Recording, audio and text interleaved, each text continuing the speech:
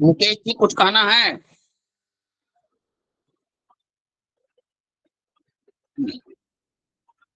कुंदन जी कुछ कहना है आपको?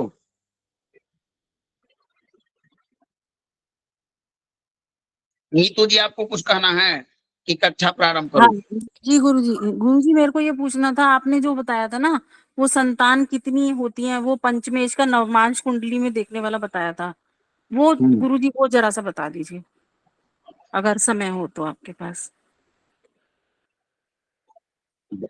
मेरे पास समय आप ही लोग के लिए है।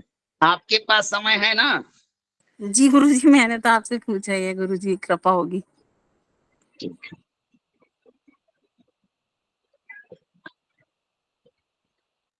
करिए वही पैटर्न जहां से हम लोगों ने छोड़ा था। इस बार थोड़े देखिए, विषय जो मैं पढ़ा हूं उसको समझने का प्रयास कीजिए कि क्या मैं बता रहा हूं, और उसका थोड़ा प्रैक्टिस करना पड़ता है। देखिए कोई भी पढ़ाएगा आपको, आप जब उसका अभ्यास न करेंगे तो कहाँ से वो आपके लिए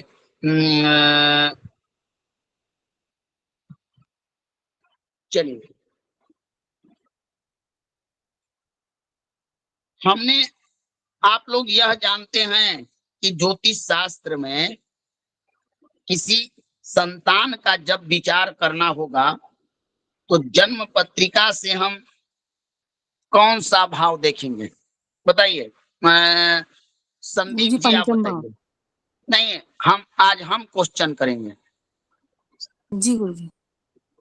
आपकी परीक्षाएं भी हो रही है, जो मैं आपको बता रहा हूँ, पढ़ा भी रहा हूँ, मौखिक प्रायोगिक के लिए तैयार भी कर रहा हूँ। समझिए कि जो जिस तरह से मैं कर रहा हूँ उसी तरह से आपको 100 नंबर की परीक्षाएं होगी। अब वो परीक्षाएं कोई ले सकता है, तो इसलिए हर वो एंगल, हर परिस्थिति से मैं आपको पहले ही सज्ज कर देना चाहता हूं कि ताकि परीक्षा के समय किसी प्रकार का ये ना हो, तो एकदम निर्भीकता से ही। संदीप जी, लग्न से हमको संतान का विचार करना है तो हम कौन सा भाव देखेंगे? गुरुजी लगन से संतान का विचार पंचम भाव से किया जाता है। बस बस इतना ही भगवान। बहुत सुंदर। ब्रह्मानंद जी बताइए कि संतान के लिए नवग्रहों में कौन सा ग्रह का विचार किया जाता है?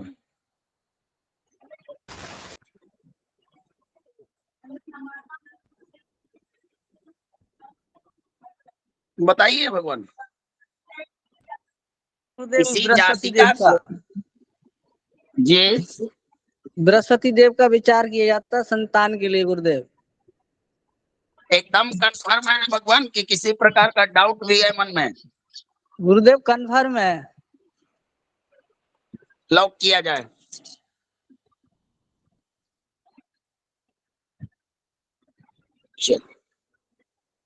चलिए, तो आप कंफर्म है तो अब आप ही लोग को हमको पास कराना है। ये हमारी भी परीक्षा है और हम भी मेहनत कर रहे हैं कि कोई भी इससे वंचित ना रहे।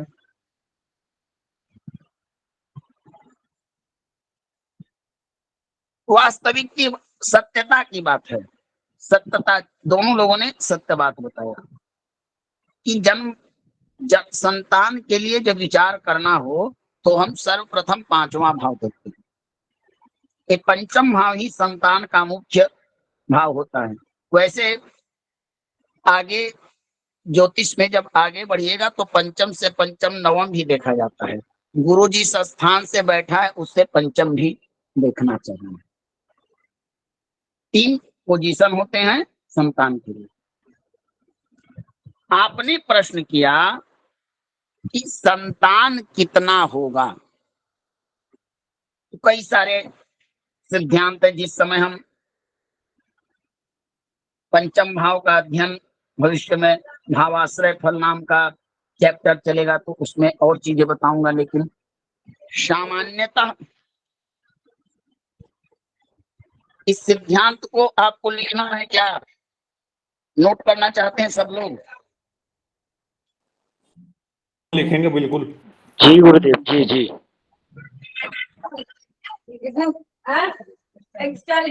तो आज इसी पर हमारा पूरा पैटर्न खत्म होगा।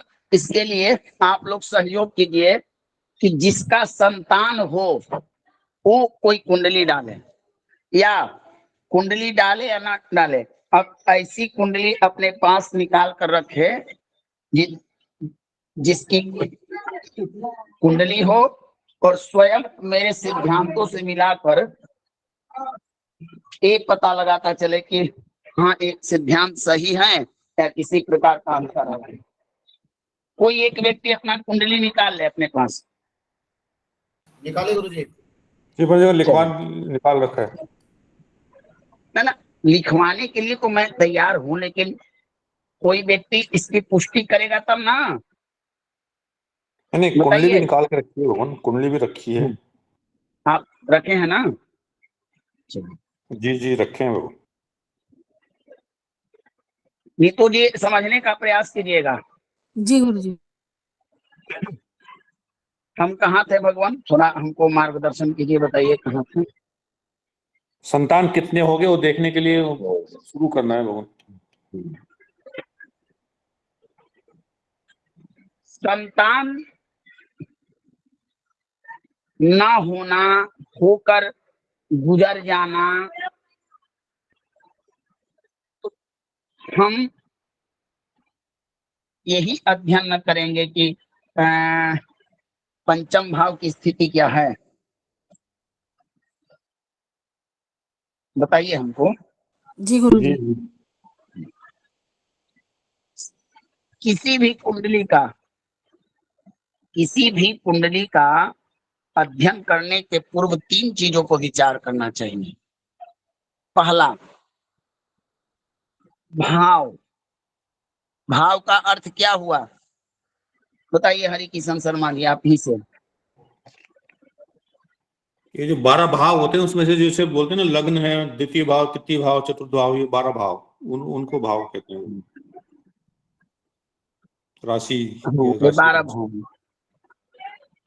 इसको अगर हम इसको हाउस कहे तो गलत हो जाएगा कि कुछ इस नहीं, शब्द हाउस ठीक इसका है, हाउस सही है। क्या आप लोग बताइए, सभी लोग कुंदन जी हैं, इसको भाव ठीक है गुरुजी, भाव भी ठीक है, हाउस भी ठीक है, दोनों चाहिए। हाउस का मतलब क्या होता है? घर, उस राशि का या उस ग्रह का घर। बहुत सुंदर। अब भगवान कोई घर होगा तो उस घर का कोई मालिक भी तो होना चाहिए ना। जी जी उदय। अच्छा, तो यहाँ पर 10म स्थान का मालिक कौन सा है? शनि। 8म का गुरु मंगल, मंगल मंगल है गुरु।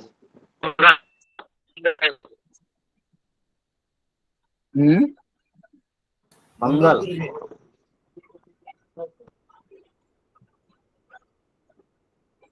अच्छा, ये बात है। और जी। 6ठे भाव का स्वामी बुध। बुद्ध है भगवान। एकदम कंफर्म है आप लोग? जी कंफर्म है। ठीक। तो आपको किसी कुंडली को देखना है तो सबसे पहले किसका अध्ययन कीजिएगा? भाव देखेंगे पहले भगवान, उसके बाद भाव का भाव का मालिक कौन है? अब भगवान ये बताइए, इसमें एक और विचार करना है कि एक कारक होता है। कारक माने क्या होता है? करने वाला, ठीक है ना? जी। तो उसका भी विचार करना पड़ता है। यानी कि एक कुंडली से एक घर को अध्ययन करने के लिए 3 चीजों का विचार करना है, भाव, भावेश और भाव कारक। अब मेख लगन कोई कुंडली, हमको लग्न विचार करना है तो हम क्या करेंगे, सर्वप्रथम लग्न को देखे। तो देखने के लिए तो आप जानते हैं शुभ ग्रह से दृष्टि होनी चाहिए, युति होनी चाहिए शुभ ग्रहों का। अब लग्नेश को देखना है कि लग्नेश की स्थिति क्या है। तो लग्नेश मंगल द्वितीय स्थान में बैठा है। अब शत्रु राशि, नीच राशि, बुरा भाव, ये सब विचार कर कर हमको लग्न को लग्नेश देखना है। लग्नेश पर राहु की दृष्टि पड़ रही है, बुरा हो गया, हुआ ना, बताइए। जी गुरु जी। जी गुरु जी। उदय। भाव पर बुध की दृष्टि पड़ रही है। बुध और मंगल में शायद संबंध ठीक नहीं है। जी गुरु जी।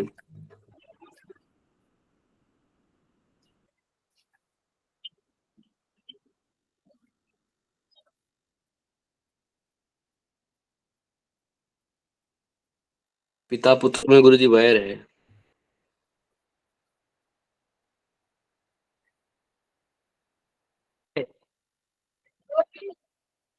हेलो,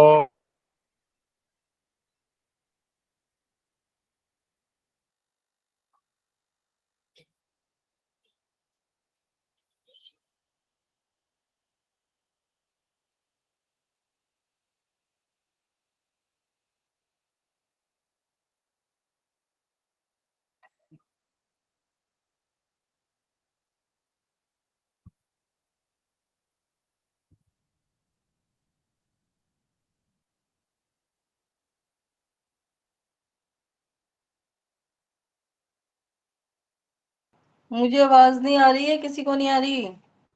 किसी को नहीं आ रही है। फोन जैसा आ रहा है, जैसा आ रहा है, इंतजार कीजिए। अच्छा, हरी हरी किशन जी, गुरु जी तो संतान का बता रहे थे, फिर ये लग्न पे कैसे पहुंच गई? लग्न से लिंक तो मैं होगा ना, 2 संतान का लिंक तो आएगा ना कुछ तो। कैसे? अभी महोदय, देखेंगे, बताएंगे। संतान के लिए कारक देखने का अगर था तो गुरु जी सही बोल रहे हैं, सूर्य और बृहस्पति दोनों देखा जाएगा। गुरु जी पूरा ना सिस्टमैटिक ही बता दे रहे हैं ना। मतलब हाँ, हर वही सूर्य भाव कारक के, होता हर है भाव तीनों के पुत्र का, कारक होते हैं, पिता का स्थिर कारक कारक होता होते है। हैं, स्थिर ये कारक सभी होते भाव हैं, को नहीं बता रहे बताएंगे। ना गुरु जी, ये कैसे देखने भाव। नहीं नहीं, गुरु संतान का बता रहे थे ना, गुरु से संतान को गुरु और देखना है। सूर्य। सर जी महोदय, धैर्य गुरु और रखिए, सूर्य। मंगल जी धैर्य रखिए थोड़ा सा। नहीं नहीं, गुरुदेव समझे नहीं, मैं एक बीच एक में सीढ़ी लेफ्ट हो से गई थी पैदल चलकर बता रहे हैं, एक ना एक ना। सीढ़ी से कैसे चढ़ के ऊपर जाना है, फिर 1 मिनट देखा संदीप जाएगा। जी, 1 मिनट संदीप जी, मैं बीच में से लेफ्ट हो गई थी, मुझे लगा कोई दूसरा टॉपिक तो नहीं शुरू कर दिया, इसलिए पूछ रही हूँ। मैं ये कह रहा हूँ एक सीढ़ी से ऊपर चढ़ते चढ़ते चढ़ते चढ़ते फिर मकान की छत पर जाना है, तो वो बता रहे हैं कैसे जाना है वहां तक, ये तरीका समझा रहे हैं। जी संदीप जब जी, सही नींव कहे आप। मजबूत नहीं होगी तो मकान कहाँ से बनेगा। बिल्कुल।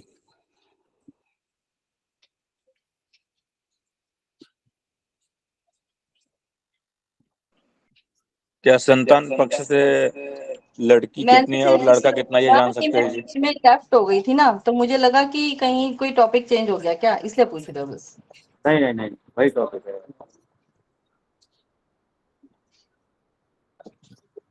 राघवेंद्र महोदय जी, राघवेंद्र जी ये तो ग्रह जो बैठेंगे ना, राघवेंद्र महोदय जी, बलवान ग्रह बैठा हुआ तो शायद पुत्र या कोई कमजोर ग्रह है तो पुत्री, ऐसा कुछ विचार बनता है। हेलो जी मैं हेलो, जी गुरुदेव। ये पूछना चाहता था कि पंचम भाव से लड़की और लड़का हेलो कितना होगा, गलत ये ना जान करें, सकते हैं? गलत ना अरे करें। सभी लोग म्यूट जी कीजिए, गुरुदेव, जी। सभी लोग म्यूट कीजिए, हेलो, रिकॉर्डिंग चालू है। जी गुरु जी प्रणाम, आवाज आ रही है गुरु जी, बोले। आप लोग इतना बोल रहे हो गुरु जी, हेलो बोलते बोलते चले गए वापस पे। सर क्या हाल है? बढ़िया बढ़िया। और कहाँ पे हो? मैं ऑफिस था भाई, है ना, ये यमुनानगर खालसा के पास। सब बढ़िया भाई। भाई ये प्राइवेट बात बंद करिए, किसकी है? म्यूट कीजिए, क्या हो रहा है कक्षा में ये? हाँ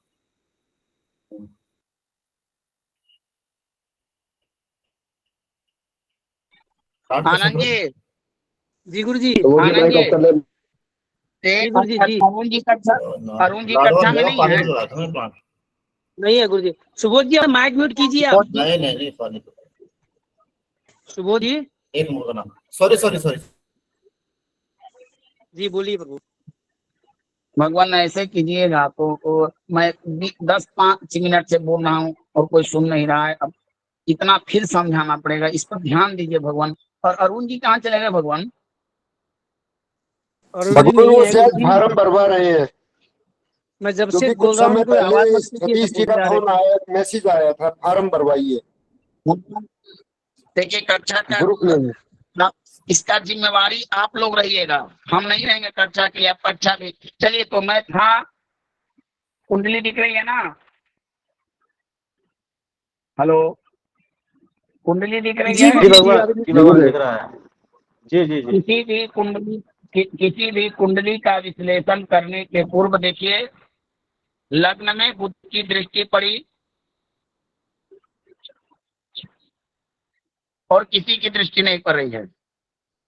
जी वो तो बुध शत्रु दृष्टि से देख रहा है और मंगल पर राहु की दृष्टि पड़ी, मंगल मिथुन में पड़ा। हमको ये प्राप्त हुआ कि भाव थोड़ा सा पीड़ित हुआ, क्योंकि बुध सुभद्र है और शत्रु दृष्टि से देख रहा है, लेकिन लग्नेश तो पूरा पीड़ित हो गया। पीड़ित हुआ ना? लग्नेश पर राहु की दृष्टि अंगारक योग बना। जी भगवान। अंगारक योग बने, आमत बने। राहु मंगल को देख रहा है कि नहीं देख रहा है? देख रहा है जी भगवान, गुरु जी, 5 राहु की पंचम दृष्टि मंगल के ऊपर है।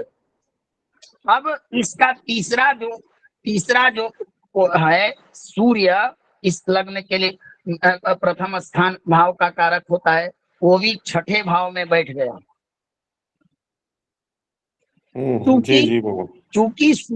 चूंकि सूर्य पंचमेश है, त्रिकोण का स्वामी अशुभ नहीं होता है, लेकिन कहीं ना कहीं बुरा फल देगा नहीं, लेकिन पंचम भाव जनित फलों को नाश तो करेगा ना।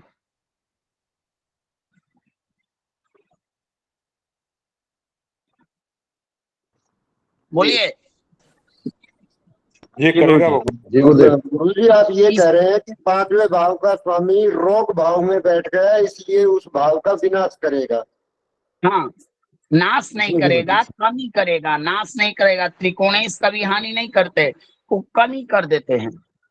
एक हुआ कि आपका, अब मान लीजिए कि किसी से आपका विवाद हुआ, तो वो गया और डायरेक्ट आपके घर पर पत्थर चला दिया, बम चला दिया, गोली चला दिया। इसको कहते हैं नष्ट करना। ठीक ना? समझे? समझे भगवान? जी गुरु जी, जी गुरु जी। जी जी भगवान।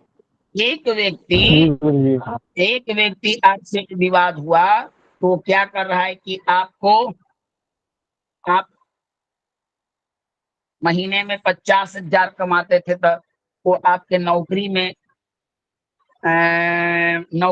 में डिस्टरबेंस पैदा करने लगा, आपका आय कम गया, धीरे धीरे परिवार में मतभेद होने लगा। तो वो दोनों में अंतर है, एक डायरेक्ट नष्ट करना और एक सुखों को कमी करना, सुख फलों में कमी करना। ये दो अलग वर्ड है ना? बताइए। जी गुरुजी। जी जी भगवान, बिल्कुल सही है। एक है जो डायरेक्ट आपका समूल नाश करने को है, और एक धीरे धीरे आपको। 3 प्रकार की स्थितियां होती है। ग्रह अशुभ फल देता है, ग्रह शुभ फल देता है, और तीसरा ग्रह ग्रह शुभ फल देने में असमर्थ हो जाता है, असमर्थ हो जाता है। यहाँ पर सूर्य असमर्थ हो जाएंगे, वो ना अशुभ फल देंगे और न शुभ फल देंगे, क्योंकि बुरे भाव में जाकर बैठे हैं।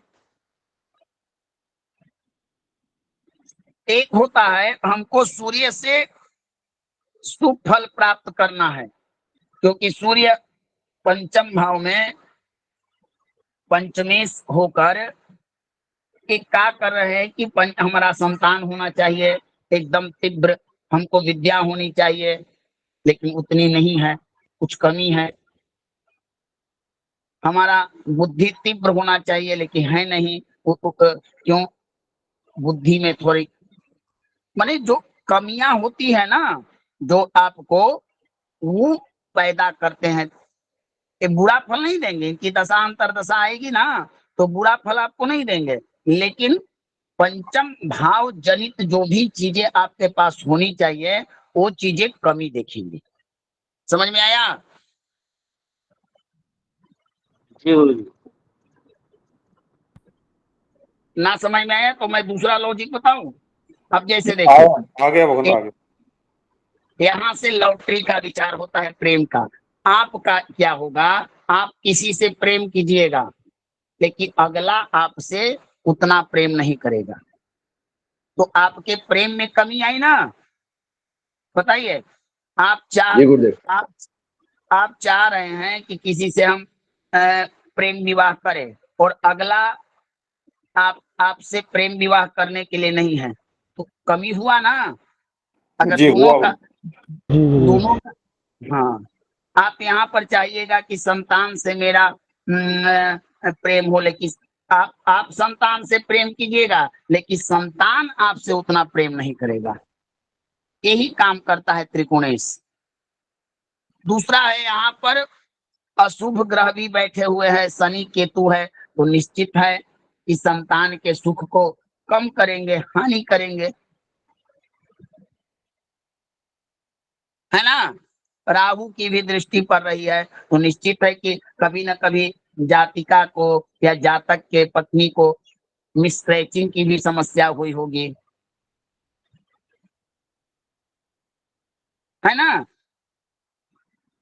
जी भगवान। जी गुरुजी।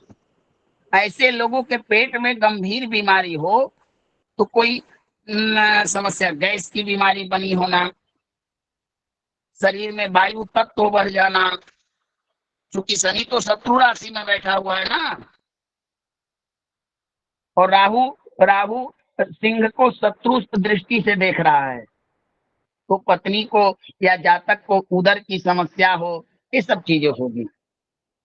तो इसी प्रकार से हर कुंडली का एक एक पॉइंट विश्लेषण कर। हमारा विचार है संतान कब होगा, हम बहुत आगे निकल चुके थे। पहला पॉइंट संतान के लिए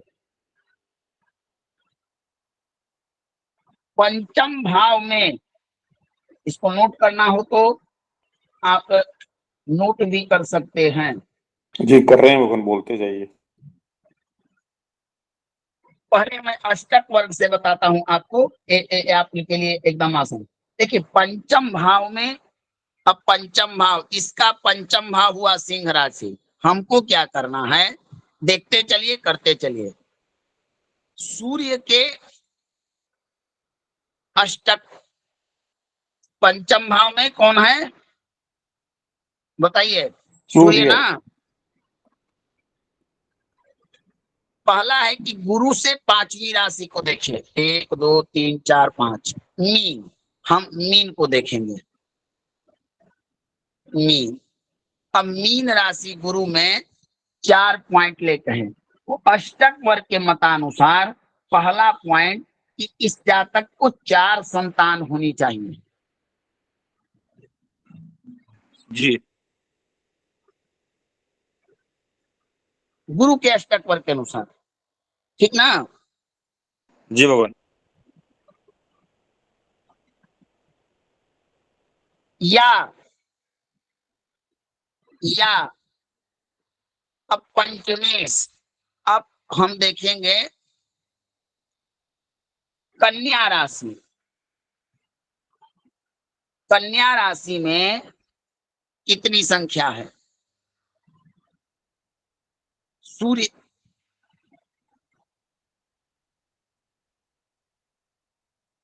अगर हम गुरु के में देखते हैं तो 6 है और सूर्य में 6, लगभग देखिए दोनों में 6-6 आ रहा है। इसका मतलब कि दूसरा सिद्धांत है कि हम ये भी कर सकते हैं कि इस जातक को 6 संतानें भी हो सकती है। ये 2 सिद्धांत हुए, ठीक ना? जी बाबा। इनमें से कोई लागू हो रहा है किसी पर?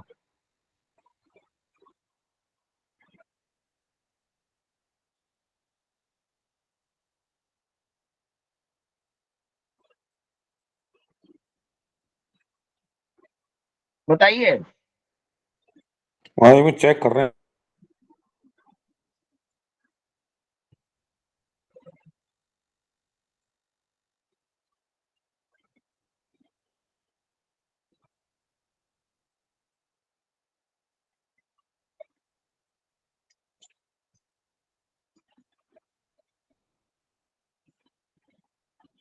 दूसरा होता है भगवान कि नवमांस कुंडली को स्पष्ट कीजिए। लिखिए सूत्र नंबर 1। आपको मैं इसी पर जब पढ़ना ही है तो लिखिए सूत्र नंबर 1।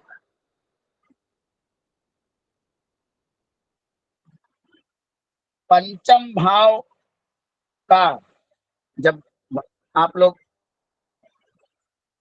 भाव स्पष्ट करते हैं तो राशि लिखते ना, इतना राशि, इतना अंश कला, नवमांस निकालते हैं ना। जी गुरु जी। जी गुरु जी। जी जी। पंचम भाव का जितना नवमांश भुक्त हुआ होता है उतनी ही संतान होनी चाहिए, पहला सूत्र।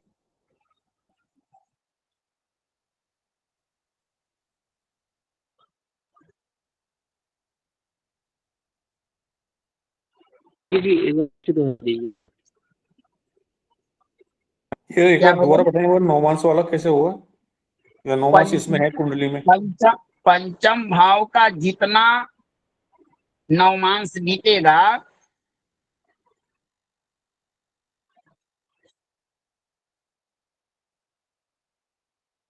ये नवमांश कुंडली है। जी जी। तो अब नवमांश कैसे निकालते हैं? राशि से ही निकालते हैं ना, है? जी। अब सूर्य 13 अंश 31 कला है तो पंचमेश का ही नवमांश न हुआ?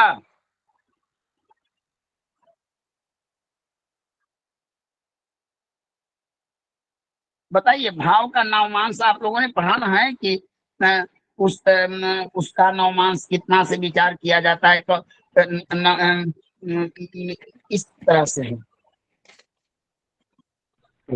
गुरु जी जैसे 3 आप अंश 20 कला, एक मान होता है। 3 अंश 20 हाँ। कला 9 मान, इस तरह की यानी कि उतनी संख्या है। आप लिखिए सूत्र, उसके बाद फिर हम इस पर बताएंगे आपको। कहीं लिखिए इसको।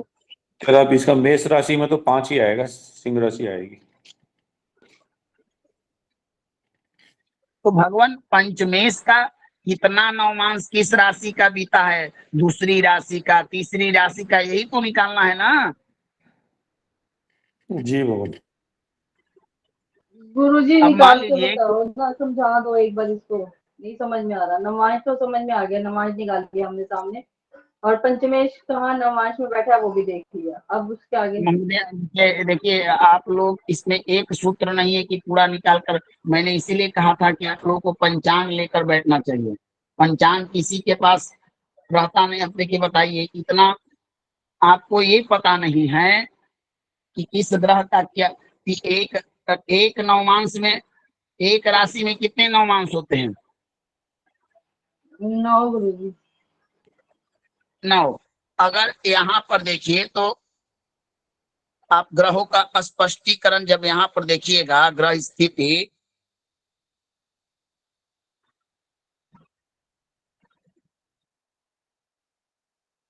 गुरुजी नवांश में पंचमेश को देखना है।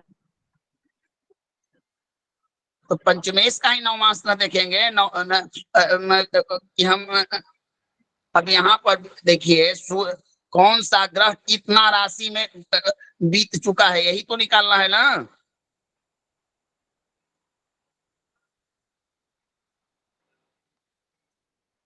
तेरह अंश 31 कला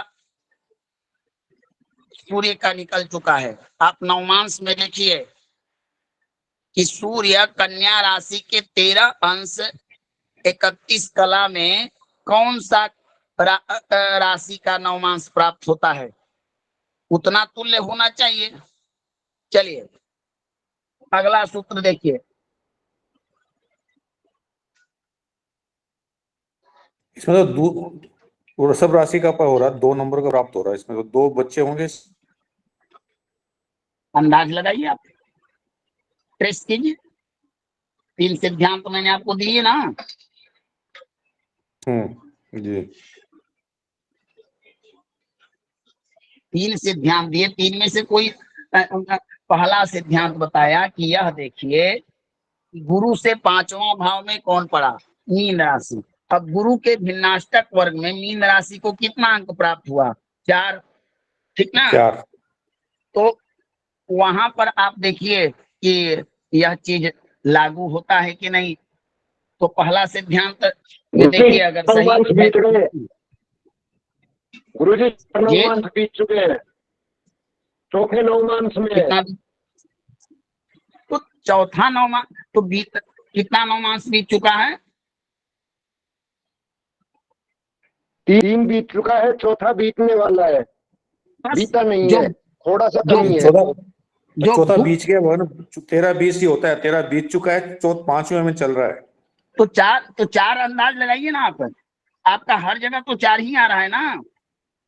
अच्छा तो 4 का देखें। अच्छा ठीक है, 4 बीता भुक्त नवमांश संतान की संख्या बताता है, याद रखिए भुक्त नवमांश।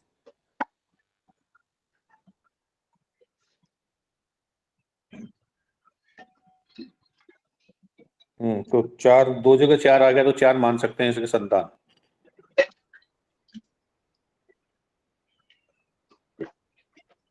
अच्छा दूसरा होता है भगवान, इससे भी सरलतम है।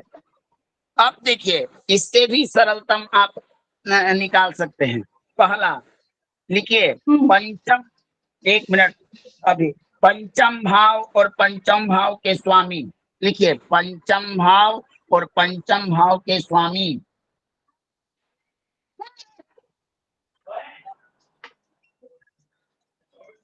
पंचम भाव 5, इसके स्वामी सूर्य 2 लिखे ना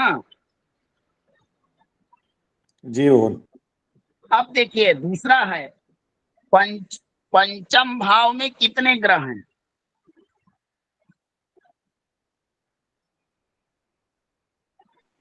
3 है गुरुजी, 3।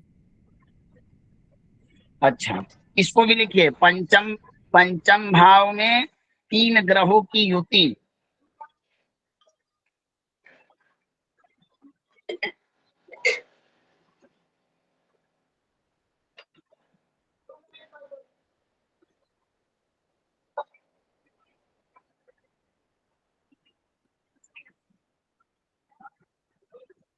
ठीक है ना जी। अब देखिए, अब यहाँ पर पंचम भाव में शनि बैठा है, शुक्र बैठा है और केतु बैठा है, ठीक ना। जी गुरुदेव। नवमांश चक्र में देखना है कि पंचम भाव में जो ग्रह बैठे थे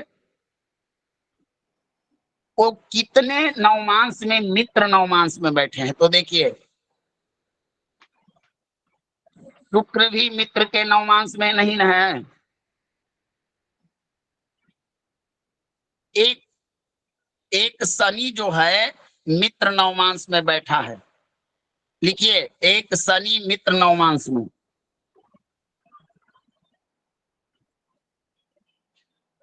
है ना।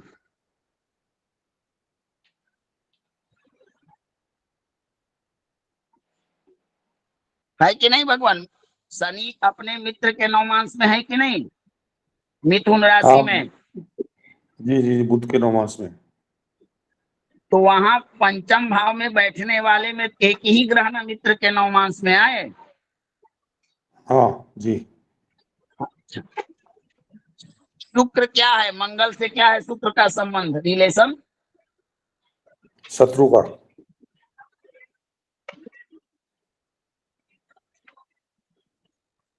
तो सम है, सम। कौन किसको मानता है सम? दोनों मानते हैं दूसरे को सम की एक मानता है? मंगल का शुक्र ही सम है। शुक्र का मंगल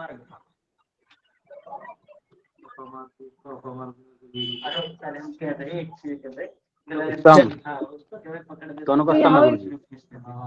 चलिए, ये भी काम खत्म हो गया कि मित्र नवमांश मात्र एक शनि मिला। आप लिख दीजिए वहां पर शनि को।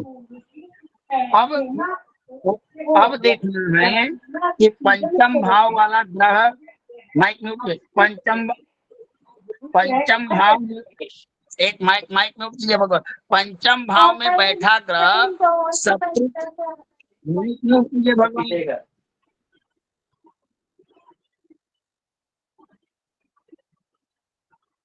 पंचम भाव में समझ में आ रहा है आप लोगों को कि नहीं आ रहा है? बताइए, पहले बताइए। ये सब नहीं तो जी भगवान समझ में आ रहा है, जी आ रहा है। क्या क्या समझ में आ रहा है? आप बताइए नीतू जी, आपको समझ में आ रहा है कि नहीं? हाँ जी जी गुरुजी, ये आ रहा है गुरुजी। क्या समझ में आ रहा है बताइए हमको। गुरुजी पहले पंचम आप लोग भाव बताइए। में, पंचम भाव में ये देखना है कि कितने ग्रह बैठे हैं और वो मित्र नवमांश में कितने बैठे हैं उनमें से। तो तो क्या एक शनि समझे बैठा इसमें से? है क्या बस मित्र आपको नवमांश। क्या दिखा? आपको क्या दिखा इसमें? तो गुरुजी अब ये तो इस- आप बताएंगे। अब मित्र नवमांश में बैठा है शनि, अब क्या करेंगे? इसमें से 3 ग्रहों में से कौन सा ग्रह अपने मित्र नवमांश में दिखा? शनि। उसको आपने नोट कर लिया? जी जी गुरुजी, कर लिया। पंचम भाव में जो ग्रह बैठे हैं उनको आप पहचान रहे हैं ना कि कौन कौन है? हाँ जी गुरुजी, केतु, शुक्र और शनि। अब देखिए, इस नवमांश में इसमें से कोई सा ग्रह ऐसा है जो कहीं शत्रु के नवमांश में बैठा है? देखिए ध्यान से, शनि, शुक्र, केतु कहीं शत्रु, तो केतु कर्क राशि में बैठा है। उसको नोट कीजिए, शत्रु नवमांश में बैठा है। उसको नोट कीजिए, जो शत्रु में है उसको नोट कीजिए।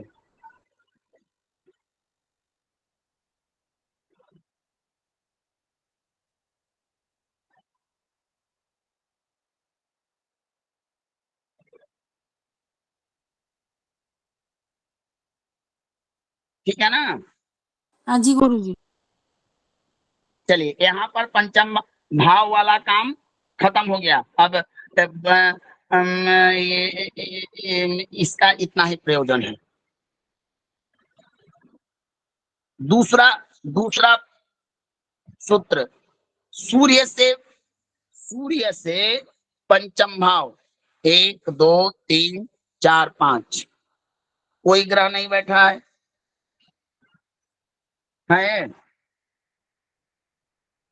गुरुजी।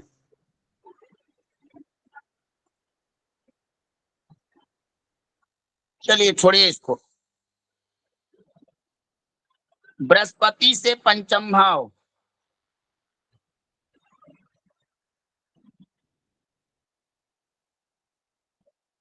कोई ग्रह है? नहीं गुरु जी, नहीं। क्लियर हो गया।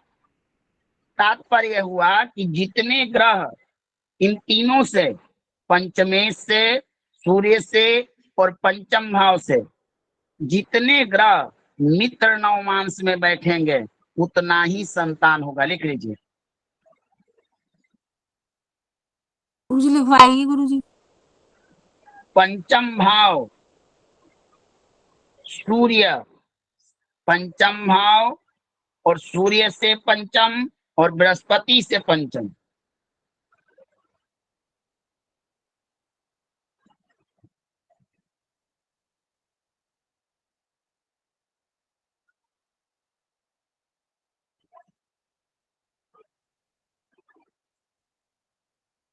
गुरुजी पंचम भाव सूर्य और सूर्य से पंचम और बृहस्पति से पंचम।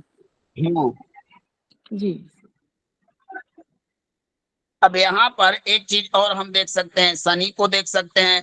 तो शनि तो पता चल ही गया कि मित्र नवमांश में बैठा है, ठीक है ना। जी। अब एक चेक कर लेना है गुरु से, गुरु से पंचम मीन में देखना है कि गुरु कहाँ बैठा है। गुरु कहाँ, गुरु भी नीच राशि में बैठा है ना। जी जी। अब बताइए इन तीनों में, पंचम भाव और सूर्य और गुरु, इन तीनों में मित्र राशि में कितने ग्रह बैठे हैं? 1 2 3।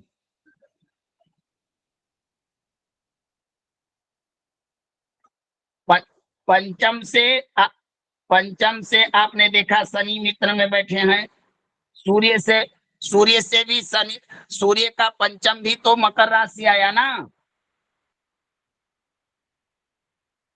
जी। तो वहां भी शनि ही आ गए ना। जी। और बृहस्पति के पंचम स्वयं बृहस्पति नीचला। तात्पर्य है कि इस जातक को एक ही संतान होगा। इसमें यही सूत्र है कि जितने ग्रह मित्र नवमांश में होंगे उसी के संख्या के तुल्य जातक का संतान होगा। जितने ग्रह मित्र, अब यहाँ पर इन तीनों से मित्र मान लीजिए 4 ग्रह होते, 2 ग्रह होते, 3 ग्रह होते, 5 ग्रह होते, उतना ही संतान होना चाहिए। समझ में आ गया ये सूत्र? जी। समझ में आया नीतू जी? जी गुरुजी। गुरुजी इसमें क्या निकलेगा फिर, मतलब शनि आए एक मित्र राशि में तो एक ही हुए बस, तो एक संतान होने का योग है। उसने 3 से विचार किया, पंचम भाव सूर्य और बृहस्पति से, तो हाँ जी। 2 में तो शनि ही ना आए। हाँ 2 में तो शनि आए। तो आप कहिए इस जातक को एक संतान होगा। ओ जी जी गुरुजी, आप समझ में आ गया। जी अच्छा, गुरुजी। समझ में आ गया सब लोगों को? तो गुरुजी वो जो पहले 4 निकले थे फिर उनका क्या रहा, जो उन सूत्र से 4 निकले थे? यहाँ पर महोदया आप नवमांश के द्वारा चक्र कह रहे हैं, वहाँ अष्टक वर्ग के द्वारा कह रहे हैं। वो रेखाओं के आधार पर बताया जा रहा है। यहाँ पर गुरु शुक्र, यहाँ पर सूर्य और गुरु और पंचम भाव के आधार पर कहा जा रहा है। अब देखिए दोनों का तालमेल हो सकता है, न तो एक में से एक में तो जरूर होगा, ठीक है ना। नहीं तो अब सामने वाले जातक को गुरुजी हम कैसे डिसीजन देंगे कि एक तरफ तो 4 आ रहा है, एक तरफ आ रहा है। आपके पास 2 सिद्धांत है ना, एक सिद्धांत फेलुअर हुआ, दूसरा का लगाइए। गुरुजी अगला पूछेगा कि मेरी कितनी संतान होंगी, फिर 4 कह के फिर 1 हुई तो भी बेइज्जती, और 1 कह के 4 हुई तो भी बेइज्जती। तो महोदया कहने के पहले इसको जांचिए ना अपने ऊपर कि कौन सा सटीक हो रहा है। 2 4 5 लोगों पर लगा कर तो देखिए।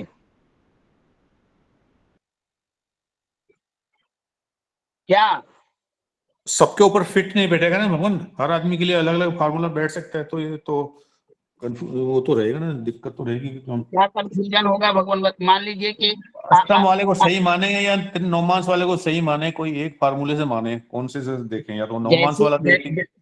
एक मिनट, आपका जब कुंडली विश्लेषण करना होता है तो लग्न से, चंद्रमा से, नवमांश तीनों से करते हैं ना। जन्मपत्रिका में किसी ग्रह को बल सिद्ध करना होता है तो यहाँ पर तो सिद्धांत बहुत सारे हैं। अब अष्टक वर्ग के द्वारा संतान की संख्या निर्धारण करना है। तब आपको रेखा वाला सिद्धांत लगेगा। अगर जेनरेटिक आपको करना है तो मित्र नवांश वाला लगेगा। आप इसका प्रयोग तो कीजिए, सटीक कौन होता है। नहीं, मैं कह रहा हूँ भगवान 2-3 फार्मूले से कैलकुलेट करें तो 2 में अगर एक ही उत्तर आए, जब तो मान लें कि भाई 2 में एक ही उत्तर आ गया तो सही हो गया। अब 3 फार्मूले में तीनों में अलग अलग अंतर आएगा तो फिर तो दिक्कत रहेगी ना भगवान। तो देखना तो हमको है ना कि कौन फार्मूला काम कर रहा है। ये तो सिद्धांत न है, ये तो अलग अलग ऋषियों के सिद्धांत हैं। आपको कौन सिद्धांत फेलवर है। अब ये सिद्धांत है 12 मिहिर का, तो अगला सिद्धांत रेखा वाला पराशर का है। तो आपको तो पता लगाना पड़ेगा कि कौन सा प्रचलित है। नहीं, हमको तो पता लगा नहीं, मैंने उन्होंने ऋषियों ने तो पता लगाया होगा भाई ये सिद्धांत पक्का है करके, ऋषियों ने तभी बोला होगा ना भाई ये सिद्धांत पक्का है तो इसको मानो आप। हाँ तो आप तो मैंने सिद्धांत ग्रंथ के सिद्धांत बताए। ये सिद्धांत एकदम प्रचलित सिद्धांत है। ये 2 लोगों का सिद्धांत है, सारावली और पराशर। ठीक ना। ठीक है भगवान।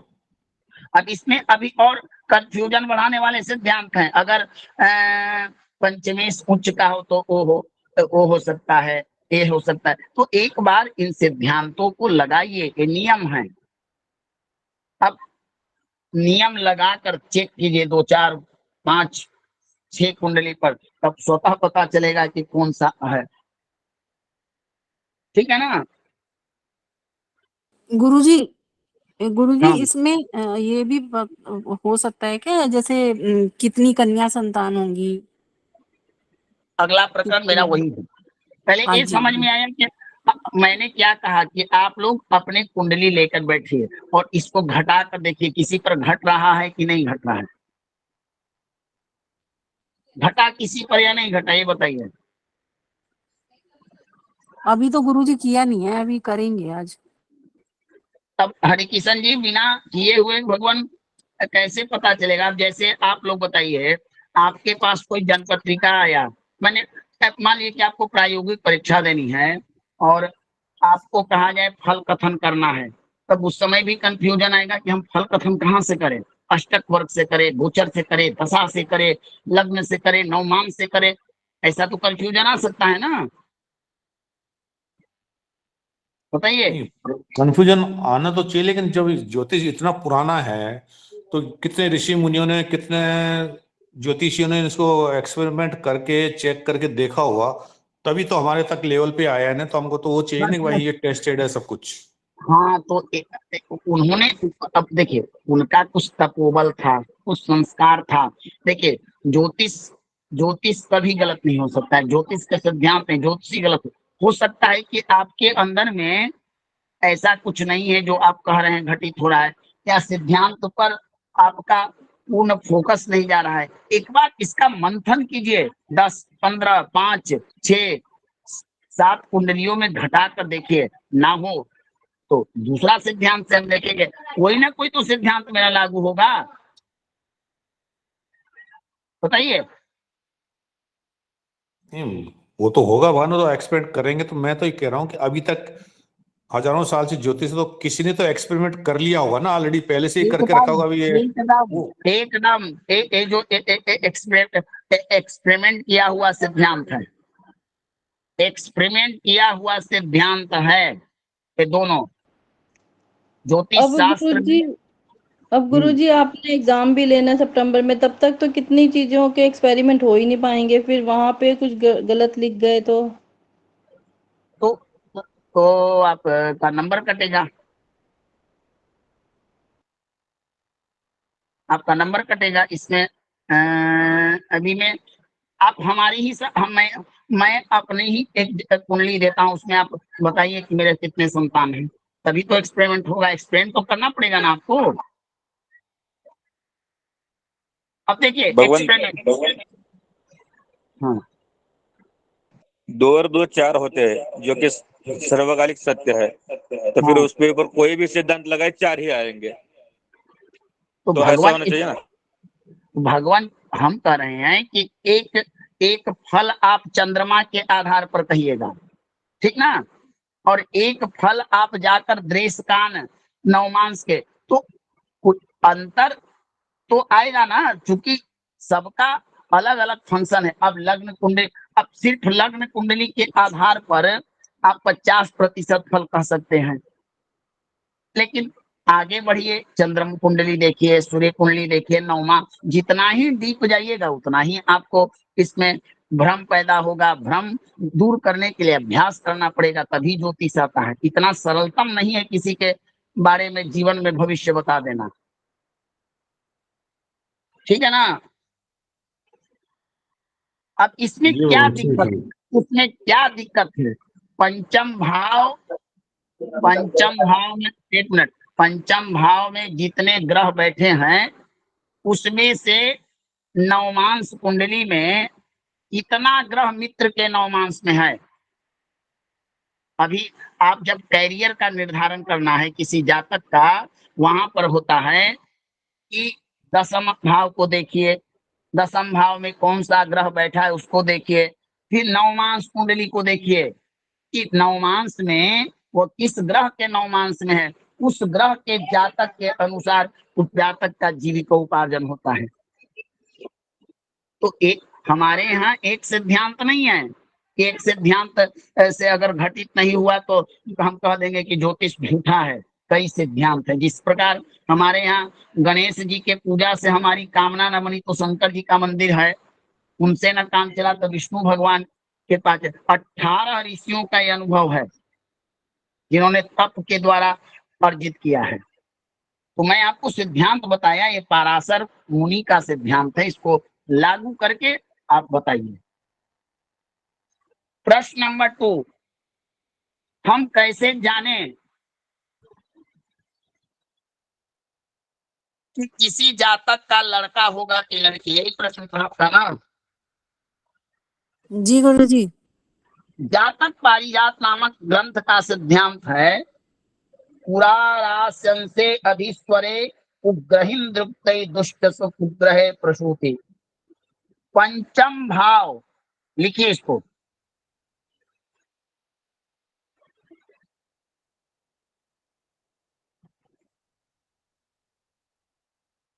पंचम भाव का स्वामी, पंचम भाव में वाली राशि, पंचम भाव में जो राशि हो और उसका स्वामी,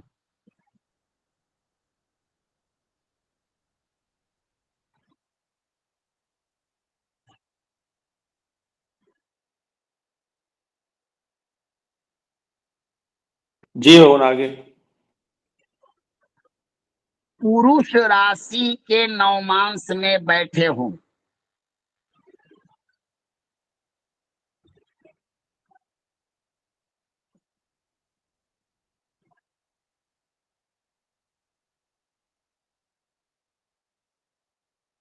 जी। पुरुष ग्रहों से संबंध हो।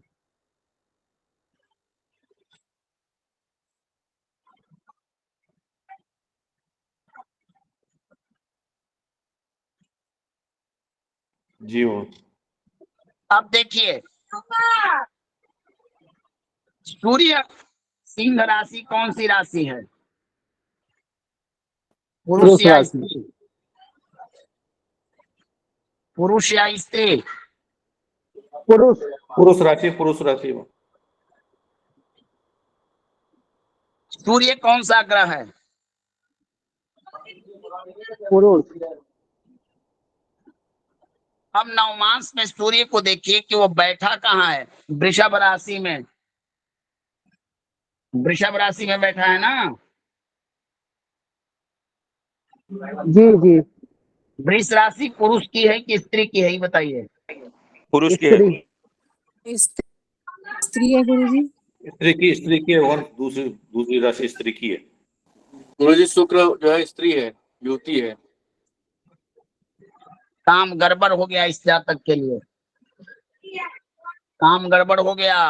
अगर तीनों ही पुरुष होते, पुरुष ग्रह, पुरुष राशि और पंचमेश भी पुरुष ग्रह के नवमांश में जाकर बैठ जाता, तो निश्चित कहिए कि जातक को पुत्र प्राप्ति होगा।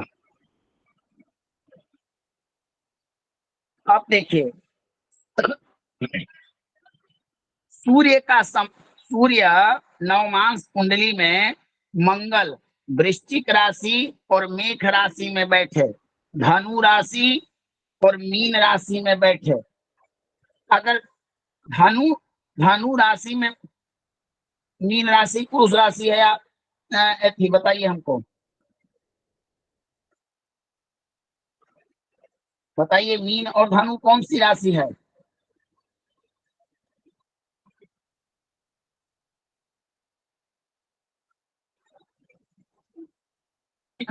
बताइए भगवान। मीन तो स्त्री राशि है और द्विस्वभाव गुरु जी। चलिए हम छोड़िए मीन को, आपको ये देखना है कि पंचमेश अगर मंगल गुरु से और सूर्य से संबंध बना ले तो जातक को पुत्र होगा। अगर पंचमेश स्त्री राशि हो, स्त्री ग्रह हो और स्त्री ग्रह के जाके नवमांस में बैठ जाए तो स्त्री होगी। अगर पंचमेश स्त्री हो और पंचम भाव का स्वामी पुरुष हो और जाकर स्त्री में बैठे तब तो स्त्री पुत्र दोनों होंगे। यानी कि एक संतान प्राप्ति के लिए आपको तीनों का पुरुष होना चाहिए, राशि भी पुरुष, स्वामी भी पुरुष और नवमांस भी पुरुष और बृहस्पति और मंगल से संबंध, तब जाकर संतान पुत्र होगा। समझ में आया भगवान? ये अभी भी कोई कंफ्यूजन है? गुरुजी बृहस्पति और मंगल का संबंध किसका किससे होगा? मान पंचमेश लीजिए से? पंचमेश के स्वामी से होना चाहिए ना नवमांस में। अब यहाँ पर सूर्य का बृहस्पति के साथ संबंध बन रहा है ना? बन रहा है कि नहीं? पंचम दृष्टि पर रहा है ना? जी गुरुजी। पढ़ा था हरि किशन जी? जी पंचमी, हाँ दृष्टि पड़ रही है। तो आप निश्चित कहिए मंगल से भी कोई संबंध बन रहा है? नहीं बना मंगल से न, तब यहाँ पर मिश्रित इस जातक को कन्या भी होगा। कारण है, एक और चीज है कि इसका स्वामी जो नवमांस में स्त्री राशि में चल जाने के कारण दो पुत्र भी होंगे और कन्या भी होगा। सिर्फ खाली पुत्र होगा ये नहीं कहना है, कन्या भी एकाध होगी ही। समझ में आया? समझ में आया है? फिर कोई कंफ्यूजन?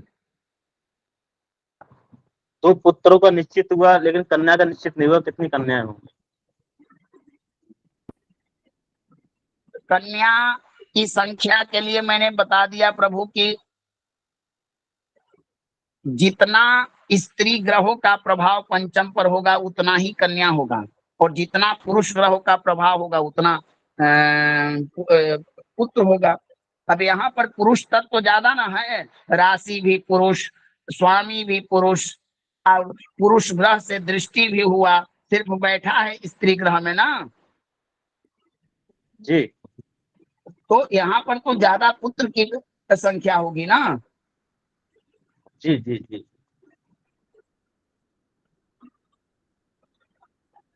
अब मान लीजिए पंचमाधिपति वृषभ राशि होती यहाँ पर, शुक्र वृषभ राशि होता तो वृषभ राशि के स्वामी शुक्र होते, शुक्र जाकर बैठ जाते अपनी ही राशि में वृषभ में, तब आप निश्चित कहते कि इस जातक को कन्याएं अधिक होगी। कर्क राशि होता, चंद्रमा बैठते जाकर वृषभ में उच्च के बैठ जाते, तब कहते कि संतान कन्याएं अधिक होगी। समझ में आया? जी भगवान। यानी कि तात्पर्य हुआ कि पुरुष राशि पुरुष, उस राशि के स्वामी पुरुष ग्रह और पुरुष ग्रह के साथ संबंध हो तो, और पुरुष ग्रह का नवमांश से 4 चीज आपको चाहिए संतान के लिए, लिख लीजिए इसको। पंचम में पुरुष राशि प्लस पंचमेश पुरुष,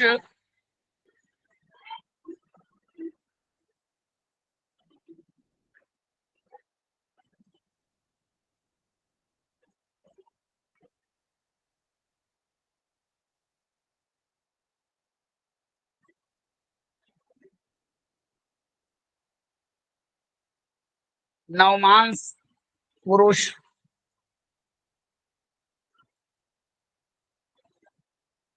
गुरु शुक्र सूर्य से संबंध,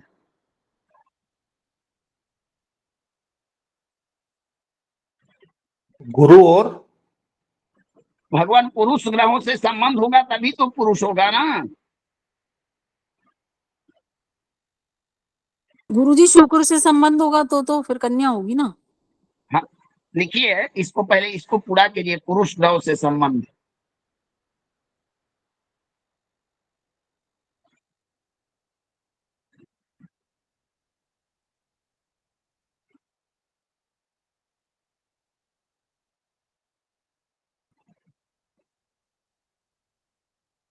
तो जातक को संतान की पुत्र की प्राप्ति होती है। अब इसी चीज को नीचे लिखिए, पंचमेश स्त्री राशि हो, उसका स्वामी स्त्री ग्रह हो, नवमांश में भी स्त्री ग्रह के बैठा हो, स्त्री ग्रहों से दृष्ट हो तो जातक को कन्याएं अधिक होती हैं। अगर मिश्रित चीजें इसमें भी तो दोनों बराबर होंगे।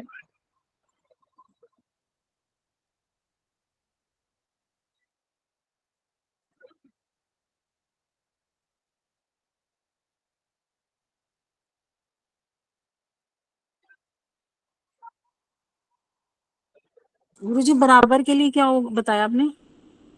अब मान लीजिए कि इसमें ऐसा हो कि राशि स्त्री हो और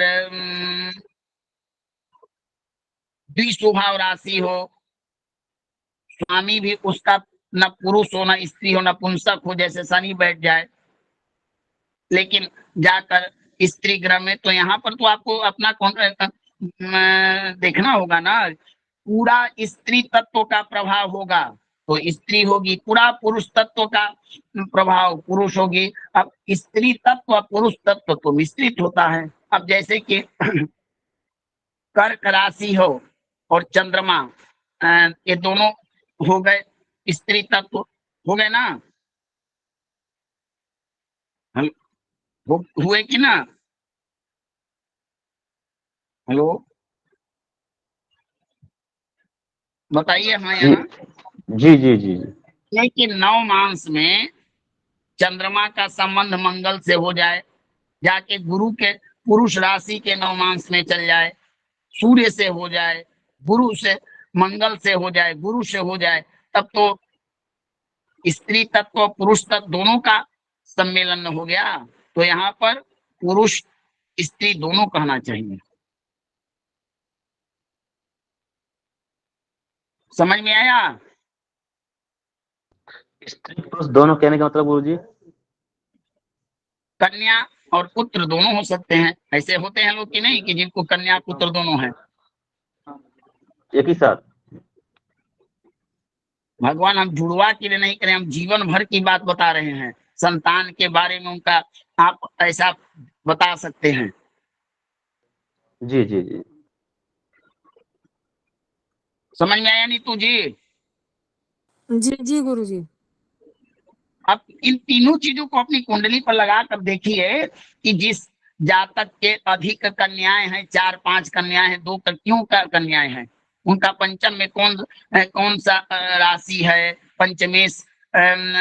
जब राशि स्त्री तत्व का होगा तो स्वामी भी स्त्री तत्व का होना चाहिए। अब नवमांश में बैठा हुआ है, किन ग्रहों से उसका संबंध बन रहा है, ये सब कैलकुलेशन करके कुंडली पर पढ़ने का, कुंडली समझने का प्रयास कीजिएगा, तभी तो पता चलेगा ना। जी जी गुरुजी। तो इस तरह से पुरुष और ग्रह, पुरुष ग्रह, पुरुष पुरुष राशि, पुरुष ग्रह, पुरुष नवमांश मिलकर पुत्र देते हैं। स्त्री ग्रह, स्त्री राशि, स्त्री नवमांश मिलकर कन्याएं देती हैं। अब इन्हीं में कुछ क्रम गड़बड़ा जाए तो मिश्रित होते हैं, संतान कन्या भी होती है, पुत्र भी होते हैं। ठीक ना। जी गुरुजी। इसीलिए तो मैंने कहा कि आप लोग कुंडली लेकर आइए, तो किन्हीं ने नहीं डाले तो इसमें हमारी क्या गलती है। हम तो सिद्धांत ही तो बता सकते हैं ना। आप लोग कुंडली, जब कुंडली मांगते हैं तो कोई देता नहीं है। गुरुदेव कुंडली में एक लाया हूँ, बस कैरियर के बारे में जानकारी लेनी है कि सर ये हम लोग अनुमान लगाएंगे सही है गलत है। इस समय भगवान फलादेश का समय निकल चुका है। कल आप कुंडली लेकर आइए, एक प्रश्न रखिए, जो भी प्रश्न रखना हो सबके सामने उसका फल कथन बताने का प्रयास किया जाएगा। और आप ठीक है, अब 10 सारे एक ही व्यक्ति 10 प्रश्न लेकर आए तो कम से कम तो 2-4-5 मिनट तो प्रश्न के समझने में, समझाने में लग जाएंगे। एक हम 2 दिनों के लिए ही प्रैक्टिकल के लिए कह रहे हैं कुंडली को, उसके बाद हम त्रिकोण शोधन आपको बताएंगे। जी गुरु। ठीक है ना। किन्हीं का कोई प्रश्न है संतान विषयक? कोई प्रश्न बताइए। नहीं गुरु जी। हरि किशन जी, आपको समझ में आया? जी आया भगवान। आपको साक्षी जी? जी जी गुरुजी। लेकिन जनरली गुरुजी चीज है। थोड़ा कंफ्यूजन, इसमें थोड़ा सा कंफ्यूजन तो है ही है इसका मतलब कि सामने ज्योतिष में आपको रुचि मिल रही है तभी कंफ्यूजन है। कंफ्यूजन क्लियर हो जाएगा तब तो आप पाराशर में बन जाएंगे। ज्योतिष में हमेशा जी, जी। कंफ्यूजन होता है और ये कंफ्यूजन रहना चाहिए, एक कंफ्यूजन रहना चाहिए। कंफ्यूजन किसी भी गुरु जी से पढ़िएगा वो कंफ्यूजन दूर नहीं होगा, क्योंकि जहाँ कंफ्यूजन दूर हुआ तो आप में एक अहमता का प्रतीक हो जाएगा कि मैं अब तो निर्णय करने लगा हूँ। एक दैवीय विद्या है, इसमें कंफ्यूजन होना ही ज्योतिष के प्रति आपका लगाव बताता है। जैसे आपने ये सूत्र बताया गुरुजी, अब हम कह दें हमें तो लग रहा है कि जैसे लड़का होगा, बाई चांस अब उसका लड़की लड़का होगा। सुनिए, आप अपने मनोभाव पर कहिएगा कि ग्रह की स्थिति देखकर कहिएगा। ग्रह की स्थिति देखी हमने, जैसे अभी आपने जो एग्जांपल दिया था उसमें 2 में पुरुष आए, साथ में स्त्री आ गई एक, तो फिर वहां पे अब कहना बताना। अब आप कहिए कि अब देखिए, अब इसमें आप थोड़ा सा मेहनत कीजिए। अब उस समय पुरुष ग्रह की दशा चल रही हो तो जातक को पुरुष प्राप्ति होगा, स्त्री ग्रह की दशा चल रही हो तो कन्या प्राप्ति होगा। ये भी तो लगाना पड़ेगा ना कि ये भी आपको दशा अंतर दशा कौन से ग्रह में गोचर कर रहा है, ये भी तो सब देखना पड़ेगा ना।